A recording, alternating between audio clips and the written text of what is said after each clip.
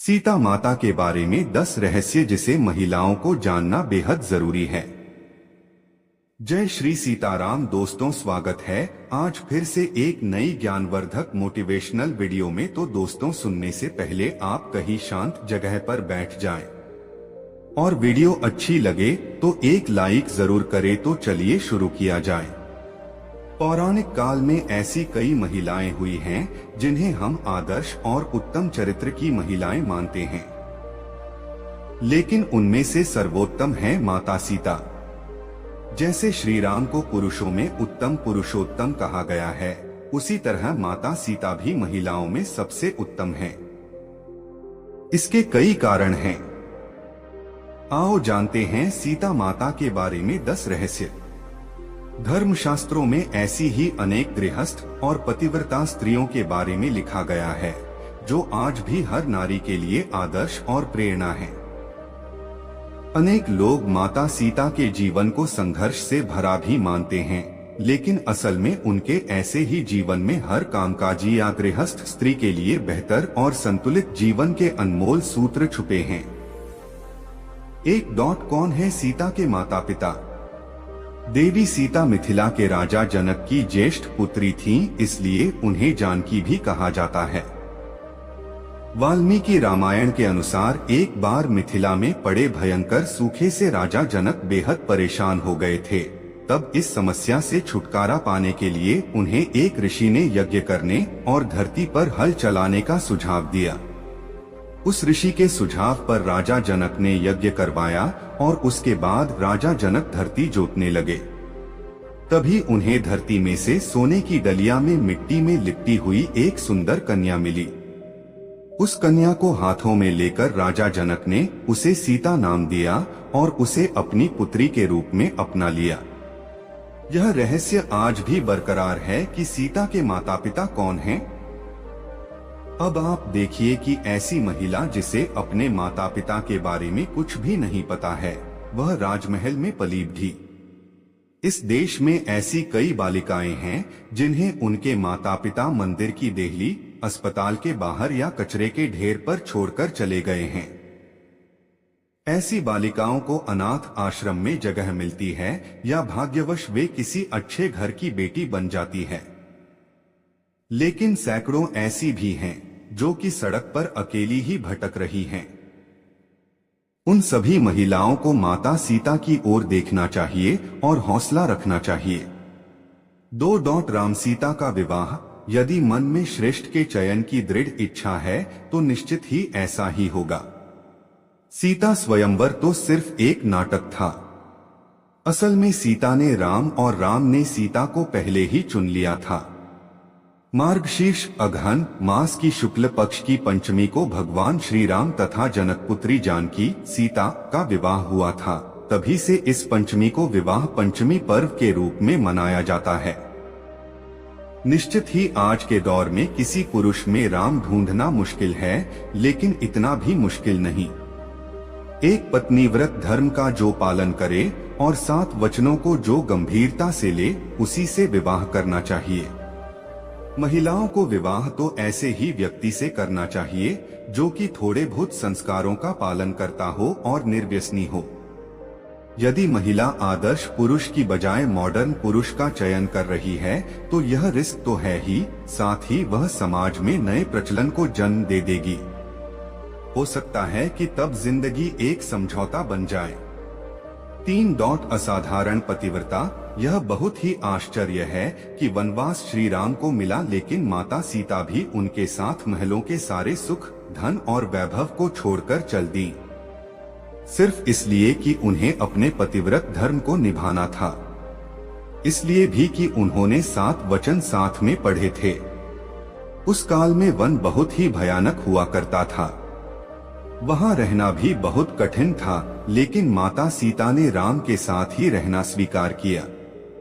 निश्चित ही पति को अपनी पत्नी के हर कदम पर साथ देना जरूरी है, उसी तरह पत्नी का भी उसके पति के हर सुख और दुख में साथ देना जरूरी है। कोई महिला यदि अपने पति के दुख में दुखी और सुखी में सुखी नहीं होती है तो उसे सोचना चाहिए कि वह क्या है। आदर्श और उत्तम दाम्पत्य जीवन शिव पार्वती और राम सीता की तरह ही हो सकता है।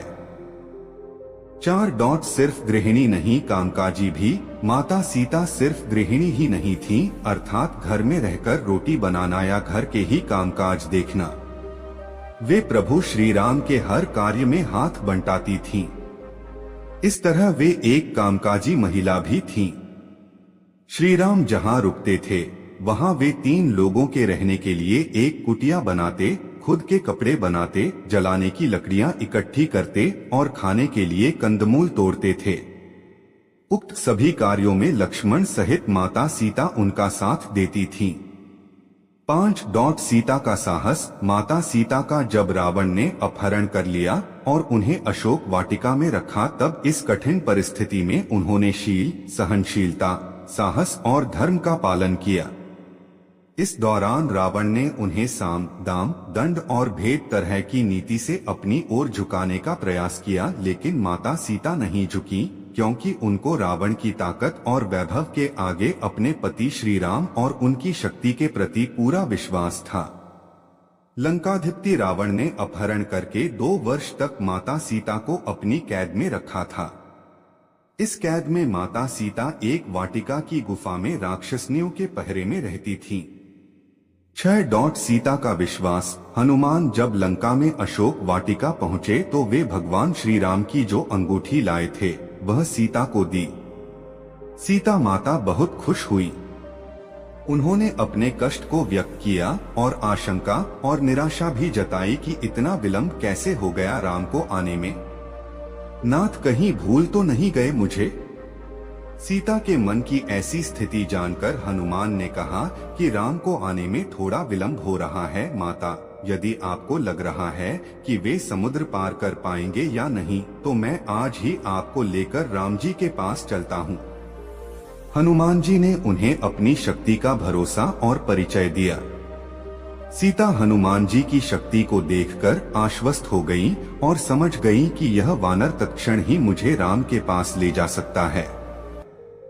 इसके बाद भी सीता जी ने कहा कि राम के प्रति मेरा जो समर्पण है, जो संपूर्ण त्याग है, मेरा पतिव्रता का धर्म है, उसको ध्यान में रखकर मैं राम के अतिरिक्त किसी अन्य का स्पर्श नहीं कर सकती।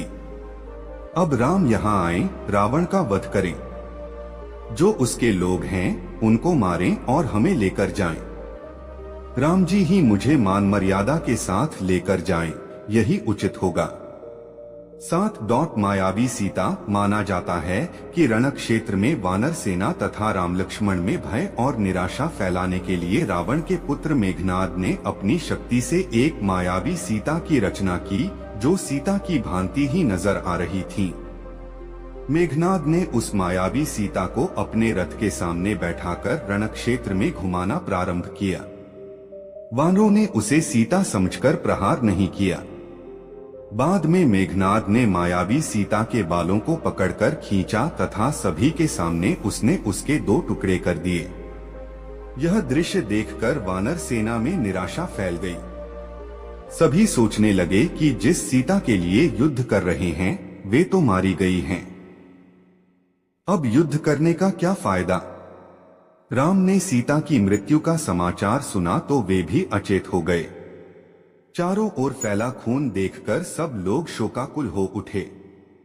यह देखकर मेघनाद निकुंभिला देवी के स्थान पर जाकर हवन करने लगा। जब राम की चेतना लौटी तो लक्ष्मण और हनुमान ने उन्हें अनेक प्रकार से समझाया तथा विभीषण ने कहा कि रावण कभी भी सीता को मारने की आज्ञा नहीं दे सकता, अतः यह निश्चय ही मेघनाद की माया का प्रदर्शन है। आप निश्चिंत रहिए। बाद में कुछ दिन युद्ध और चला और अंततः रावण मारा गया। 8. सीता की अग्नि परीक्षा। सीता ने अग्नि परीक्षा दी थी या नहीं दी थी, यह सवाल अभी भी बना हुआ है। यह भी कहा जाता है कि उन्होंने अग्नि परीक्षा दी थी, लेकिन राम ने सीता का त्याग नहीं किया था।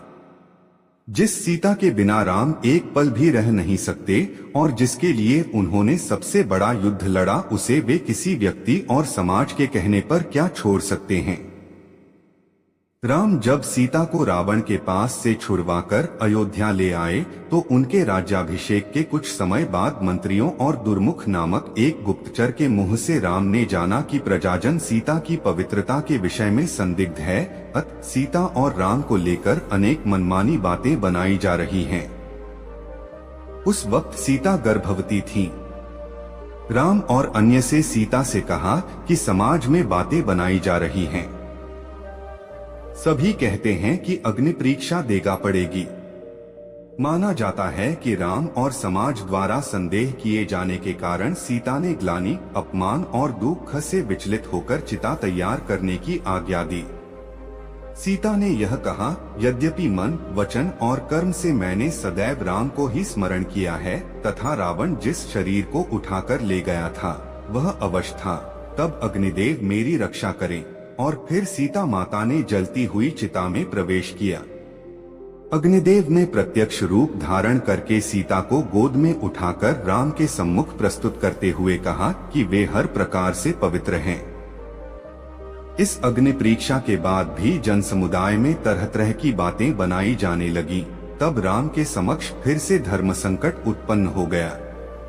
9. वाल्मीकि आश्रम में सीता जब गर्भवती थी तब उन्होंने एक दिन राम से एक बार तपोवन घूमने की इच्छा व्यक्त की, किंतु राम ने वंश को कलंक से बचाने के लिए लक्ष्मण से कहा कि वे सीता को तपोवन में छोड़ आएं। हालांकि कुछ जगह उल्लेख है कि श्री राम का सम्मान उनकी प्रजा के बीच बना रहे, इसके लिए उन्होंने अयोध्या का महल छोड़ दिया और वन में जाकर वे वाल्मीकि आश्रम में रहने लगी। वे गर्भवती थीं और इसी अवस्था में उन्होंने अपना घर छोड़ा था। वाल्मीकि आश्रम से सीता ने लव और कुश नामक 2 जुड़वा बच्चों को जन्म दिया। 10. सीता की मृत्यु। माता सीता अपने पुत्रों के साथ वाल्मीकि आश्रम में ही रहती थीं। एक बार की बात है कि भगवान श्री राम ने अश्वमेध यज्ञ का आयोजन किया। उस यज्ञ में वाल्मीकि जी ने लव और कुश को रामायण सुनाने के लिए भेजा। राम ने दोनों कुमारों से यह चरित्र सुना। कहते हैं कि प्रतिदिन वे दोनों 20 सर्ग सुनाते थे। उत्तरकांड तक पहुंचने पर राम ने जाना कि वे दोनों राम के ही बालक हैं। तब राम ने सीता को कहलाया कि यदि वे निष्पाप हैं तो यहाँ सभा में आकर अपनी पवित्रता प्रकट करें। वाल्मीकि सीता को लेकर सभा में गए। वहां सभा में वशिष्ठ ऋषि भी थे। वशिष्ठ जी ने कहा, हे राम, मैं वरुण का 10वां पुत्र हूं। जीवन में मैंने कभी झूठ नहीं बोला। ये दोनों तुम्हारे पुत्र हैं। यदि मैंने झूठ बोला हो तो मेरी तपस्या का फल मुझे न मिले। मैंने दिव्य दृष्टि से उसकी पवित्रता देख ली है। सीता हाथ जोड़कर नीचे मुख करके बोली, हे धरती माँ, यदि मैं पवित्र हूँ तो धरती फट जाए और मैं उसमें समा जाऊं। जब सीता ने यह कहा तब नागों पर रखा एक सिंहासन पृथ्वी फाड़कर बाहर निकला। सिंहासन पर पृथ्वी देवी बैठी थीं। उन्होंने सीता को गोद में बैठा लिया। सीता के बैठते ही वह सिंहासन धरती में धंसने लगा और सीता माता धरती में समा गई। हालांकि पद्म पुराण में इसका वर्णन अलग मिलता है। पद्म पुराण की कथा में सीता धरती में नहीं समाई थी, बल्कि उन्होंने श्री राम के साथ रहकर सिंहासन का सुख भोगा था और उन्होंने भी राम के साथ में जल समाधि ले ली थी। इन बातों का निचोड़ यही है कि आज की स्त्री भी सीता के पावन चरित्र की तरह ही सेवा, संयम, त्याग, शालीनता, अच्छे व्यवहार, हिम्मत, शांति, निर्भयता, क्षमा और शांति को जीवन में स्थान देकर कामकाजी और दाम्पत्य जीवन के बीच संतुलन के साथ सफलता और सम्मान भी पा सकती है। दोस्तों, अगर आपको यह वीडियो ज्ञानवर्धक मोटिवेशनल लगी हो तो कमेंट में जय श्री सीताराम लिखकर वीडियो को एक लाइक कर दे और अपने दोस्तों को, रिश्तेदारों को शेयर कर दे। और ऐसी ज्ञानवर्धक मोटिवेशनल वीडियो को हर रोज देखने के लिए आप सभी लोग हमारे चैनल तेरा सफर को सब्सक्राइब कर ले और बेल आइकन को ऑल पर सेट करके रखें। वीडियो को देखने के लिए आप सभी को धन्यवाद। जय श्री कृष्णा, राधे राधे, जय श्री सीताराम, हर हर महादेव।